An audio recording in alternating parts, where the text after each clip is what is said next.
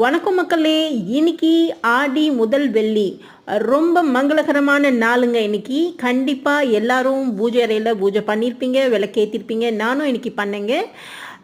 ஆடி மாதம்னாவே கண்டிப்பாக வேப்பிலை நம்ம பூஜை அறையில் இருக்கணும். ஸோ விளக்கேற்றும் போது ஒரு 4 வேப்பிலை நம்ம காமாட்சி அம்மன் விளக்கில் வச்சு அதுக்கப்புறம் அதை அலங்காரம் பண்ணி நம்மளுடைய குலதெய்வத்தை நினச்சி விளக்கேற்றணுங்க.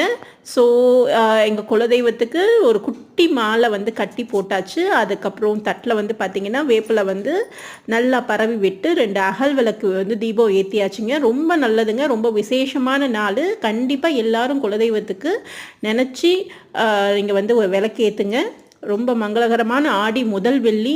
அதுக்கப்புறம் உங்களால் முடிஞ்ச நெய்வேத்தியம் பண்ணுங்கள். ஸோ இன்றைக்கி நான் பிள்ளையாருக்கு அபிஷேகம் பண்ணிவிட்டு என்னால் முடிஞ்சது ஒரு பால் நாட்டு சக்கரை ஏலக்காய் போட்டு வச்சுட்டேன்.